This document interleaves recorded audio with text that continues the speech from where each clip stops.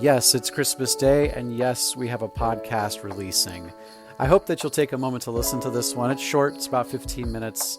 It's just a short reflection, an elaboration on a point that came up in a previous episode about the pilgrimage of Christmas, the journey back to the manger, back to the moment when Jesus was born, back to the Magi and the shepherds, Mary and Joseph, and the importance of it, the opportunity to reflect, to remember, to renew our spirits every single year. So I hope it blesses you. I hope you're having a very Merry Christmas. Thank you so much for listening. Hey, it's Christmas morning. I want to wish you a Merry Christmas, and I genuinely hope you're not listening to the podcast today, but maybe in the future at some point. I've been thinking about a conversation I recently had on a recent episode where we were kind of talking about the Christmas season, and specifically we were talking about, the annual pilgrimage back to the manger. And so I kind of wanted to just take a little bit of time to speak about that and speak about that idea of, the power of annual pilgrimages and, these trips that we take kind of over and over again. So, the rhythm of returning, specifically to, I think there's actually 2 points in the year. So the first point is returning to the manger. I'm returning to the manger. And the second point is, during Easter, we return to the empty tomb. And we kind of do this over and over again. It's something that I think about a lot because, when you're speaking, when you're preaching, when you're a pastor, there's kind of like a pressure to, find a new way to tell these old stories or a new angle or a new nugget to pull. And it just has me thinking a lot about like maybe that's not it. Maybe the nugget and maybe the beauty is returning again and again to the same place, kind of staring at the manger, staring at the empty tomb, staring into these stories and kind of allowing them and letting them to stare back at us. Because, year over year, they may be the same stories, but we're different and we bring different things. So I want to just take some time, not a long time, but just a little time to reflect on that. And, I hope that if you're listening, that you would, consider reflecting with me. So kind of the main idea here is that, again, every year when we journey back to the manger, literally, or in our hearts, we are reminded of God's faithfulness and we're invited to reflect on his promises. And we're also strengthened in our faith for the year ahead. So we look back, reflect on his promises, reflect on the year. We're reminded of his faithfulness, and we're also strengthened in our faith for the year ahead. And so the first kind of idea that I want to talk to is that the manger is, the manger or the tomb. These are spiritual destinations. And, having a destination is kind of an implicit part of having a pilgrimage. You have to have somewhere to go. And so the Christmas story, albeit a historical one, is also a present day destination that we can go to. And we're kind of drawn to it, year after year. My wife and I have recently been talking about kind of the rhythms and the recurring themes that happen during the holidays, the different things that we do year in, year out, and how even different families have different, traditions and things that they do, different ways that they celebrate different holiday concerts, different meals, even like food. Your family might have different food that you come back to year after year. Some of my favorite meal times are those found in Thanksgiving and Christmas. And like, do we have ham? Do we have turkey? Do we have sweet potatoes? Do we have mashed potatoes? And so we return to these places. And the manger is again one of those stories that we come back to year after year. And like I said, not because the event changes, not because we're going to unearth some undiscovered nugget of wisdom within them, but because we change. And so I just kind of want to share this idea and say, like, what if it's not about finding a new way to tell the story, but it's telling the story in similar ways or pointing to the same spaces, trusting that the people that are on the journey are different.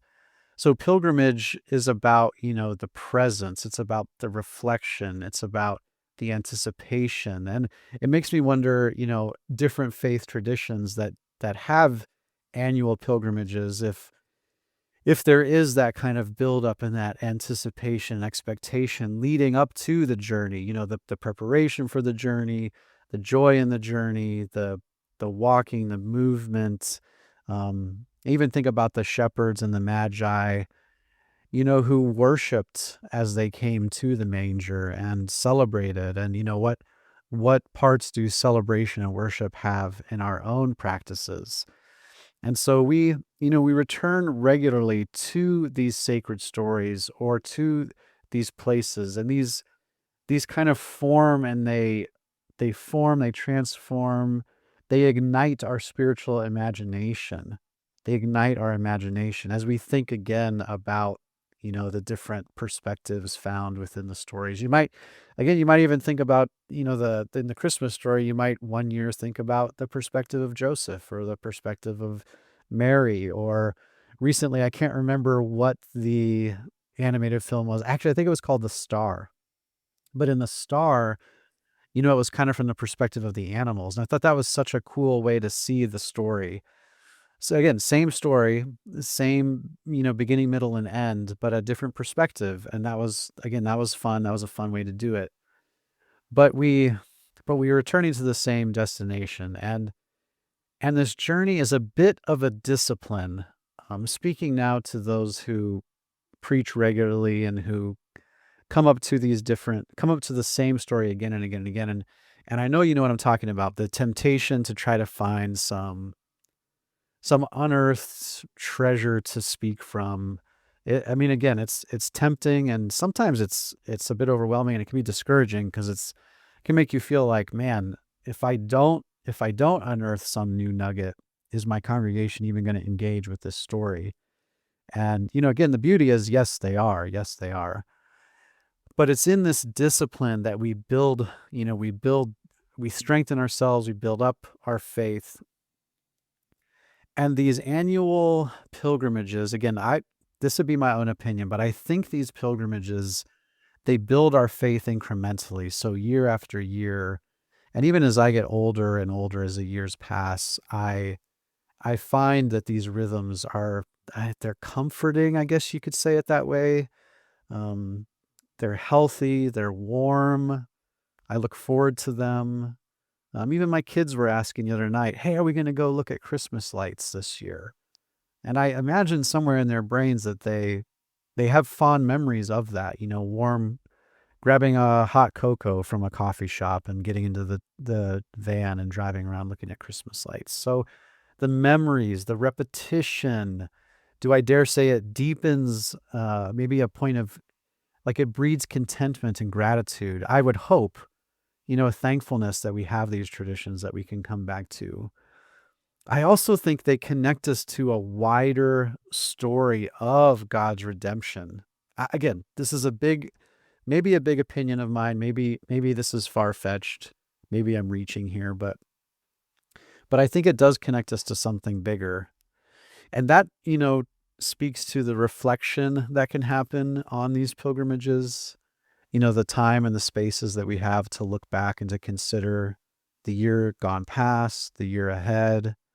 I often like to sit and think about, man, what were we doing last Christmas? What were some of the gifts that we shared? In my own family, this is going to sound, whatever, but we have a spreadsheet, and we can even look back and see, oh, last year we did this or that, or the kids had stockings full of these things. And I don't know, there's something kind of fun about that.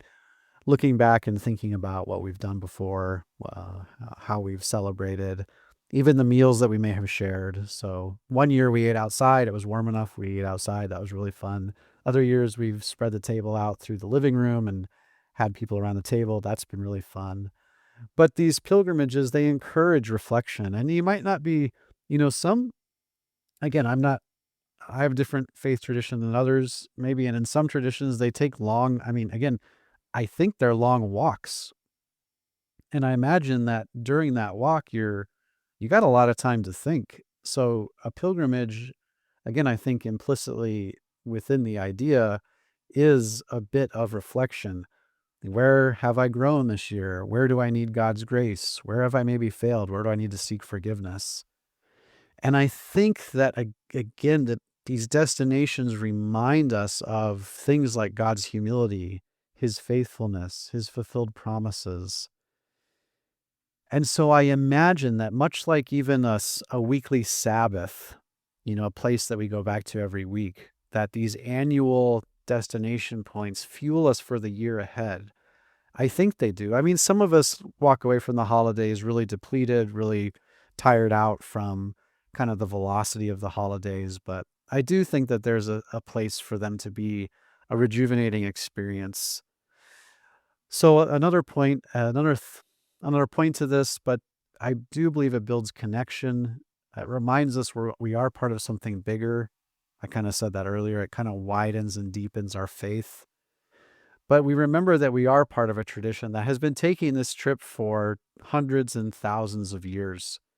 So for hundreds of years, followers of Christ have been going back to the manger again and again to gaze into the manger, into the cradle. I guess it probably wasn't a cradle, but into the space where, we celebrate Jesus. If you've ever been to even a live manger scene, it's kind of fun to think about as you're staring at these animals that are alive now. It's fun to think about the animals that were, in the stable, in the manger, on that original day that Christ was born. And I don't know what animals think about. I mean, I think my Labrador thinks a lot about her next meal. But what were these animals thinking as these humans, were celebrating? And then the Magi showed up and the shepherds showed up and everybody was celebrating. So it's a time to connect to the community, to the tradition, time to remember that this has been happening for hundreds of years, and God willing, it's going to keep happening, and we're going to keep going back. So it's not only a personal journey, although that's a big part of it, but it also is a communal one. And it helps us remember that we're part of a bigger community. So I love when churches celebrate these things and celebrate, some churches have a manger, live animals, and they have volunteers who play the roles of Joseph and Mary and baby Jesus and the shepherds and the Magi. And it's so fun to visit those nativities. And that can become even a moment of worship and a moment of remembrance, just to think about, like, man, what was going on in the world when this originally happened?